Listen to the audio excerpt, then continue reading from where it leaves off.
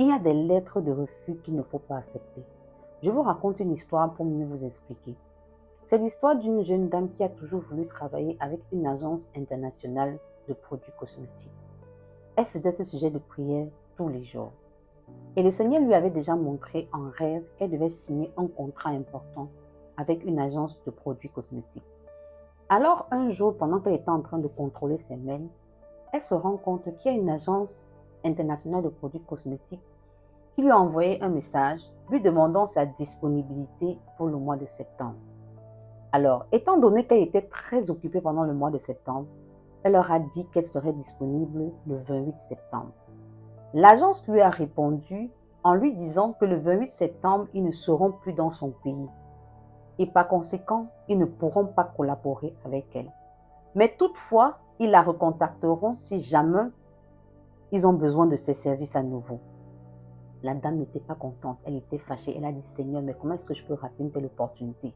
Ça, c'est ce que tu as réservé pour moi. Je suis sûre que cette opportunité, c'est toi qui me l'as donnée. Comment se fait-il que je ne puisse pas bénéficier de cette collaboration? Elle a dit non, ça ne peut pas m'arriver à moi. Alors, elle a décidé de prendre un jeûne de 3 jours à sec. Question de présenter la situation à Dieu et de prier pour que le Seigneur puisse intervenir. Après les 3 jours de jeûne à sec, elle est rentrée dans sa vie de tous les jours. Et le 8e jour, elle est allée consulter de nouveau ses mails. Alors, pendant qu'elle était en train de consulter ses mails, elle se rend compte que l'agence internationale lui a envoyé un nouveau mail. Elle ouvre le mail. Et le mail disait, nous avons décidé de prolonger notre séjour dans votre pays jusqu'au mois d'octobre. Par conséquent, le 28 septembre nous convient. Nous vous attendons pour la collaboration.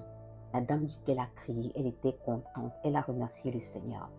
Quand j'ai écouté cette histoire, ça m'a fait penser à l'histoire de Daniel dans Daniel 10. La Bible dit que Daniel pria à l'Éternel. Et le premier jour, quand Daniel avait prié, l'Éternel lui avait répondu. Mais le roi de Perse avait bloqué les réponses que l'Éternel avait envoyées à Daniel pendant 21 jours. Il a fallu que l'ange Michael descende pour pouvoir décanter la situation avant que Daniel ne reçoive les bénédictions ou la réponse que Dieu avait donnée. Parfois, le Seigneur t'a déjà répondu. La réponse est là, la bénédiction est là, mais il y a une résistance. Si tu ne te lèves pas dans la prière, tu vas subir. Parce que toutes les lettres de refus que tu reçois n'émanent pas forcément de Dieu. Parfois, ce sont des résistances qui proviennent directement du camp de l'ennemi.